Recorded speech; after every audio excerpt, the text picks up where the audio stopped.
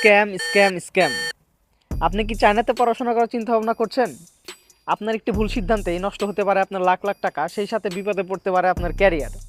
বিগত বছরগুলোতে চায়নাতে কিন্তু অনেক স্টুডেন্ট পড়াশোনা করতে এসেছে এবং এর মধ্যে অনেক স্টুডেন্ট কিন্তু বিভিন্ন জনের দ্বারা বিভিন্নভাবে প্রতারিত হয়েছে। তো আজকের এই ভিডিওতে মূলত আমি চায়নাতে ঘটে যাওয়া বিভিন্ন ধরনের স্ক্যাম নিয়ে কথা বলবো। সেই সাথে আমি কিছু টিপস অ্যান্ড ট্রিক্স দিব আপনাদের, যেগুলো ফলো করলে আপনি এই স্ক্যামগুলোর হাত থেকে বাঁচতে পারবেন। তো অবশ্যই সম্পূর্ণ ভিডিওটি দেখতে থাকুন।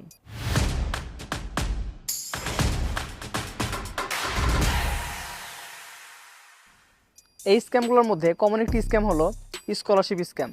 তো ওরা আপনাকে বলবে যে আপনি এই ইউনিভার্সিটি গেলে এই ধরনের স্কলারশিপ পাবেন, ফুল ফ্রি স্কলারশিপ পাবেন, কিন্তু বাস্তবে দেখবেন যে আসলে ওই ইউনিভার্সিটিতে কোনো স্কলারশিপ নাই। এরকম কিন্তু অনেক স্টুডেন্টের সাথেই ঘটেছে, যারা চায়নাতে আসার আগে জানতো যে এই ইউনিভার্সিটি এই ধরনের স্কলারশিপ দেয়, কিন্তু চায়নাতে আসার পরে দেখতেছে এই ইউনিভার্সিটিতে সম্পূর্ণ টাকাটাই তাদের পরিশোধ করতে হয়।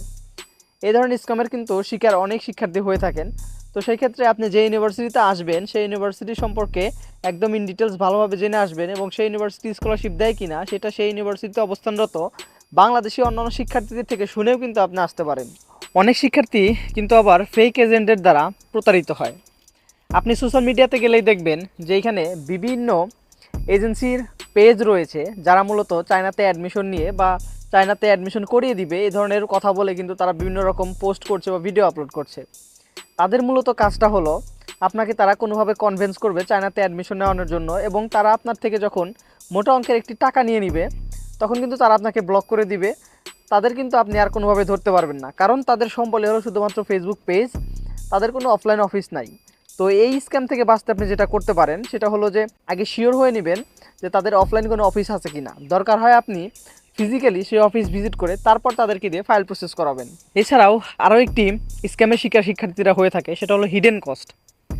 ফাইল প্রসেসিং করার আগে অনেকেই কিন্তু আপনাকে বলবে যে আপনি শুধুমাত্র 20, 30, 40 হাজার, 50,000 টাকা বা 1 লাখ টাকা হইলেই আপনি চায়নাতে 4 বছর ফুল ফ্রি স্কলারশিপ নিয়ে পড়াশোনা করতে পারবেন। এদের থেকে সাবধান। মেনলি তারা আপনাকে এই অল্প টাকায় পড়াশোনা করার প্রলোভন দেখিয়েই কিন্তু আপনাকে অ্যাডমিশন করাবে, এবং চায়নাতে আসার পরে দেখা যাবে যে আপনার অনেক টাকা খরচ হয়ে যাচ্ছে, বা ফাইল প্রসেস করার সময় দেখা যাবে যে আপনার 2-3 লাখ টাকা কিন্তু খরচ হয়ে যাচ্ছে। এবং সর্বশেষ যে বিষয়টি অনেক শিক্ষার্থীদের সাথে ঘটেছে সেটি হলো ফেক অ্যাডমিশন লেটার।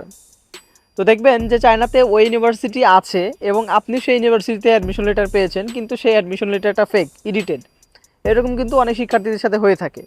তো সেই ক্ষেত্রে আপনি কোনো ইউনিভার্সিটি থেকে অ্যাডমিশন লেটার পেলে অবশ্যই সেই ইউনিভার্সিটির সাথে ইমেইলে কন্ট্যাক্ট করে যাচাই বাছাই করে নেবেন যে আপনি আপনার সেই অ্যাডমিশন লেটারটি সত্যি কিনা। অন্যথায় কিন্তু আপনি সেই অ্যাডমিশন লেটার দিয়ে ভিসা করতে গেলে তখন কিন্তু আপনার ভিসা হবে না, এবং ভিসা অফিসার কিন্তু আপনাকে তখন প্রবলেমে ফেলতে পারে এই ফেক অ্যাডমিশন লেটারের জন্য। তো আজকের ভিডিওটি মূলত এই পর্যন্তই। চায়নাতে অ্যাডমিশন নিয়ে এরকম গুরুত্বপূর্ণ ভিডিও পেতে আমার চ্যানেলটিকে অবশ্যই সাবস্ক্রাইব করে রাখুন এবং আমার পেজটিকে ফলো দিয়ে রাখুন।